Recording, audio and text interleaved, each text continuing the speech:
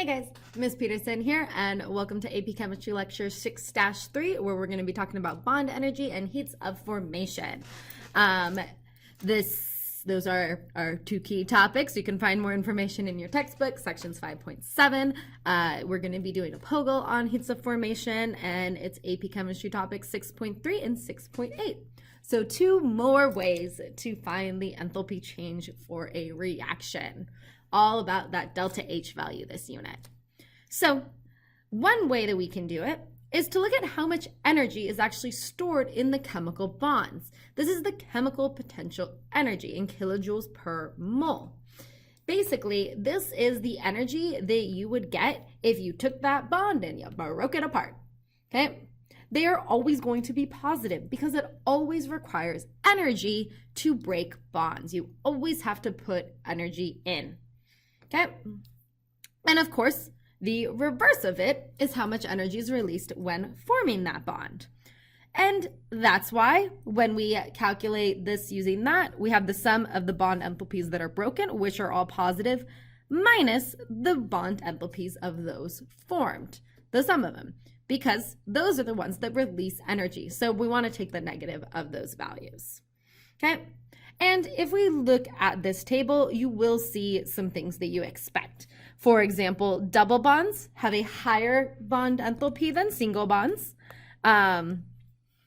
There's some where you can tell that the more polar the bond, the stronger it is.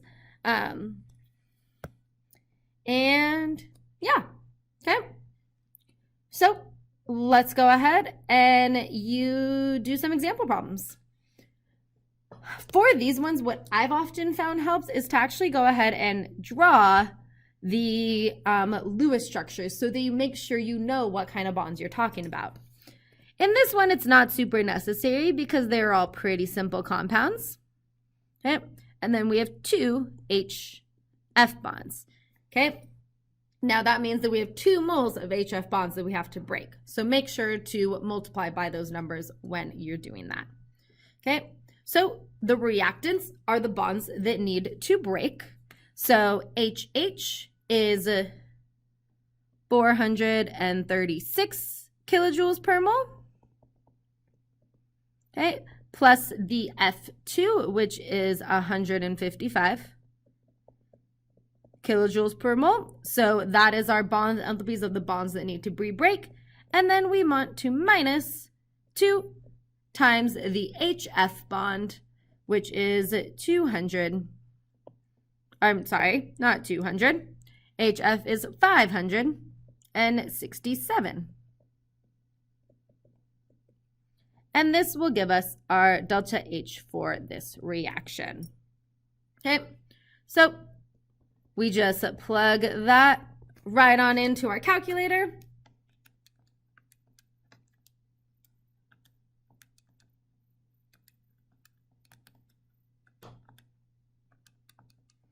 And we get negative 543 kilojoules per mole of the reaction. Okay, cool. Okay, cool. Let's do another slightly more challenging one.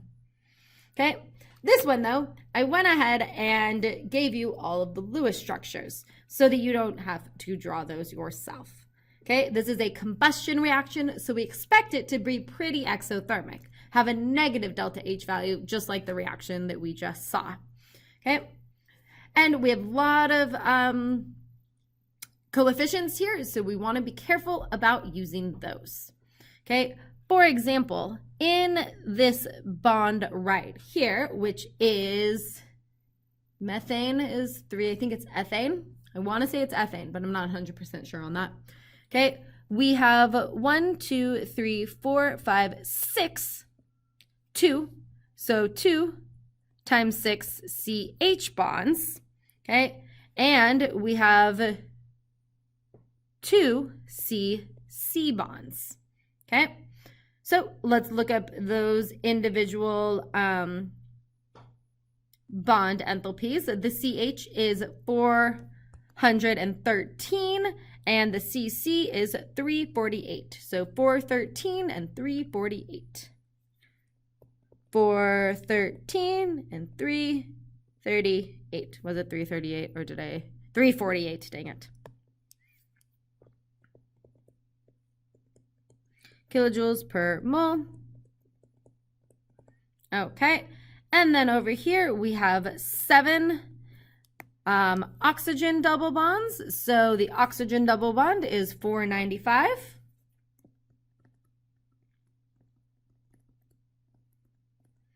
Okay, so let's go ahead and do these ones. We have 4 times 2, so 4 times 2 CO double bonds, which is 799 kilojoules per mole. And then over here for the water, we have 6 times 2 HO bonds, which is OH 463.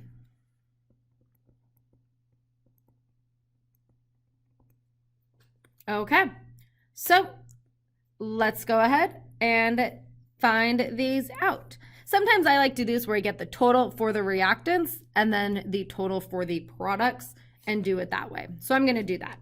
So we have 6 times 2, so 12 times 413 plus 2 times 348 plus 7 times 495.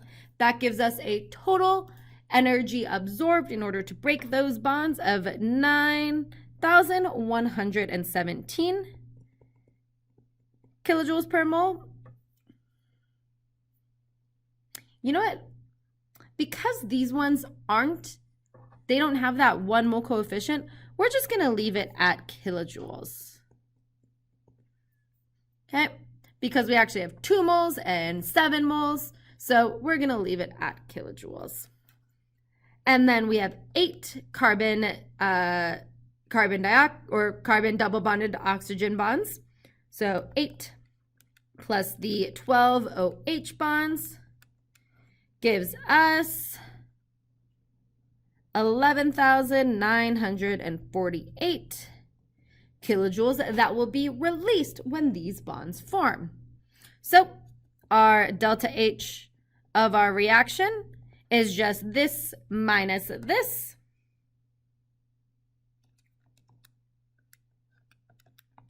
And we get a delta H for the combustion of negative 2,831 kilojoules. Okay, cool. Okay, cool. So that is one method of doing it, by looking at the bond energies. There's another very similar method that has to do with the enthalpies of formation. Now, in every chemistry textbook everywhere, it will have an appendix that has the enthalpies of formation. These are the delta HF, and you'll often see it with that little degree sign or not that means standard conditions. Okay? This number is the energy change that takes place when exactly 1 mole of that compound is formed from its pure elements under standard state conditions. Okay, so remember, when we talk about pure elements, that means an element in its natural form. For most things, this is just going to be the gas or solid state of it. But it is important to remember that we do have the diatomics. Those are the compounds who their standard state is bonded to each other, okay? And again, we can remember this with Hunkelbrief,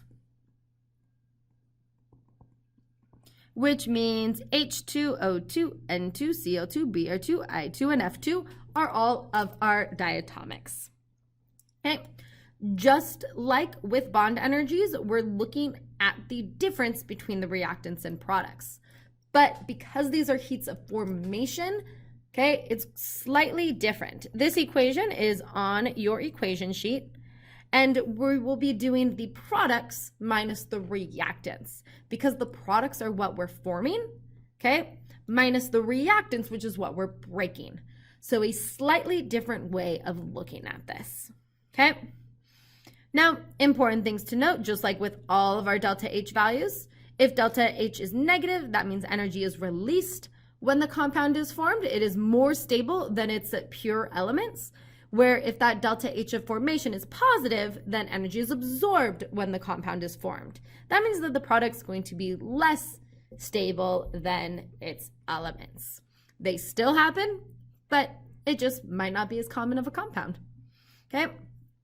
And these, where the bond energies simplify things by breaking all of the bonds and putting them all together, the enthalpies of formation simplify things by taking all of the individual steps that would need to happen to form that standard enthalpy change. So, for example, this is an example of the enthalpy of formation for LiF from solid lithium and F2 gas, okay, to form LiF, solid.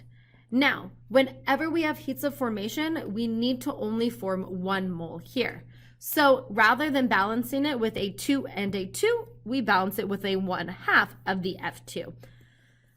That's what you guys see here, okay? And in order to get it to that LiF, we take it to the gas, and then we have to ionize it because there's some redox going on here. So we ionize it, the F bond breaks, okay? And then we have 1 and 1 forming the charges and then the lattice enthalpy. So all of those steps kind of put together into one delta H, the enthalpy of formation, okay? And a lot of these terms like bond enthalpy, that's what we just learned about. Ionization enthalpy, that's the energy needed to remove an electron. We talked about it called ionization energy. It's the same thing. The heat of vaporization, okay, this is delta H vaporization. We have the ionization energy, we have the bond energy, and of course the lattice energy. Okay, so kind of all of those steps in one value, okay? But really, it's just looking it up at the table. Or they'll even give it to you. Like in this example, we have the enthalpy change for a reaction, which is the decomposition of hydrogen peroxide, okay, H2O2, into liquid water and oxygen gas. Now, they gave us the enthalpies of formation for the H2O2 and for the H2O. Why weren't we given the enthalpy of formation for the O2? Because we should know that one. That is an element in its standard state, so its enthalpy of formation is 0. Okay, so let's go ahead and find the delta H for this reaction. For this one, it is the products minus the reactants, okay? So we have H2O2, okay, 2 of them. So 2 times negative 285.8 kilojoules per mole, okay, minus these reactants, minus 2 times negative 187.8. Now, are we expecting a negative number or a positive number? You guys ever seen the elephant toothpaste demonstration? Okay, it produces steam. This is an exothermic reaction. So we are expecting a negative number. And indeed, I got a delta H value of negative 196 kilojoules per mole of the reaction.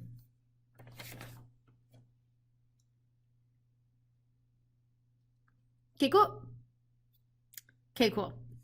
Now, I did want to do a quick comparison, okay? We are going to calculate the enthalpy change for the combustion of 1 mole of ethanol using both methods. So using the standard enthalpies of formation and using bond energies, okay? So for both of these, I have it set up so that we can just fill out the reactants and the products and keep it all very organized.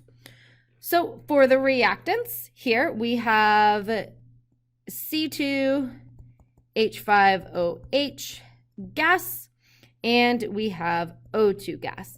Now O2 we know is 0 in terms of the enthalpies of formation, but we're going to need to look up the C2H5OH. For the product side, we have 2 carbon dioxides and 3 waters. Okay, so let's go ahead and look up all of those values. You can look these up on a table in your textbook. You can look it up on the interwebs. I have all of these tables right over here on our reference tables page. So first we have the C2H5OH. I believe we were looking at the gas. Okay, these are state dependent, so let me make sure what we had on there. Yep, the gas. So I'm just going to write this down because I will forget in between here and getting back to that other page. So negative 277.7 kilojoules per mole, and then we have carbon dioxide right there, which is negative 393.5 kilojoules per mole. And then we need to go find the water. It'll be under oxygen. So H2O, also in the gas form, is negative 241.82. So let's go ahead and go back and fill those out. So we had the C2H5OH is negative 277.7 kilojoules per mole. The CO2 is going to be 2 times negative 393.5. And the H2O will be 3 times negative 241.82. Okay, so that brings the total for our reactants to negative 277, and the total for our products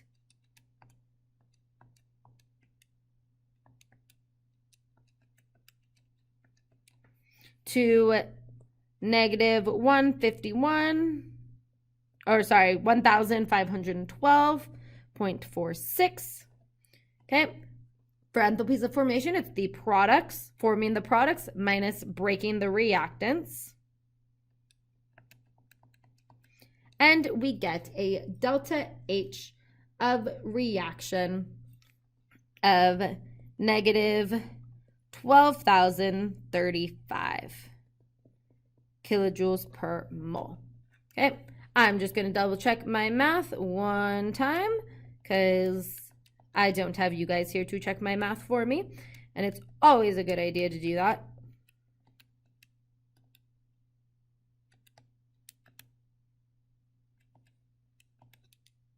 Yep, cool. Negative 12,035.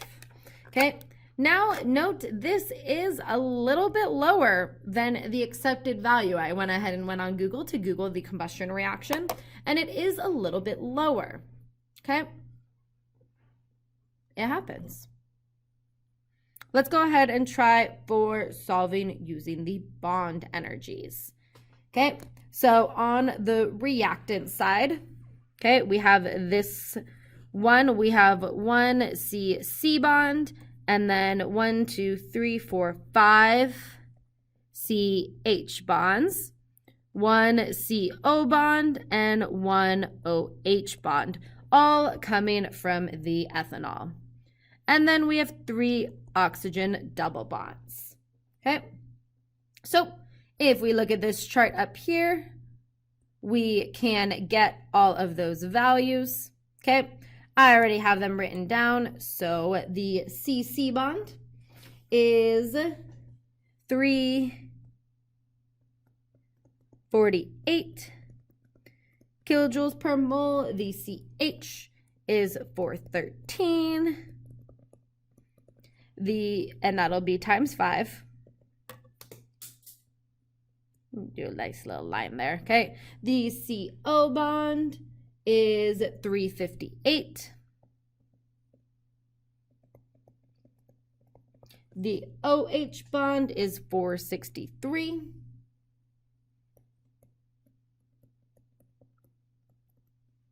And the OO bond is 495. Okay.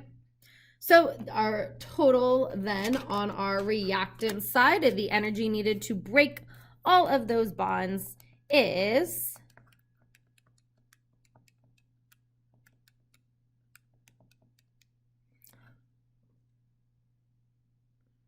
oh, I forgot to times this one by 3. I'm like, wait a minute, that number's not right.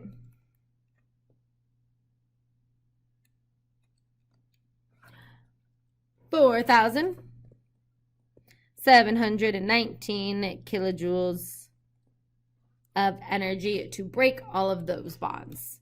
And on our product side, the bonds that we're going to be forming is we're going to have 4 carbon-oxygen double bonds from that CO2. And then, because we have 2 of them, 2 carbon-oxygen double bonds. Okay, and then we have 3 water molecules for a total of 6 OH bonds. Okay, which are the 463 kilojoules per mole, and the CO bonds are 799 kilojoules per mole. So the total energy released when forming those bonds is 5,974 kilojoules. So for this one, it is the bonds we break minus the bonds formed. So we get negative 1255 kilojoules per mole. Okay, and note, these two numbers are pretty similar. I'm almost wondering if maybe my combustion was for the combustion of liquid ethanol rather than gaseous ethanol. Okay, let me see. Let me go ahead and Google that real quick for us.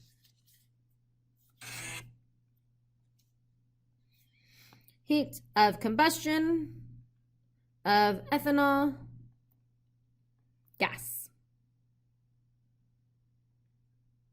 Yep, 1360. That is the accepted value of it. Oh, but that is for the liquid one. Let's see if I can find it for the gas form.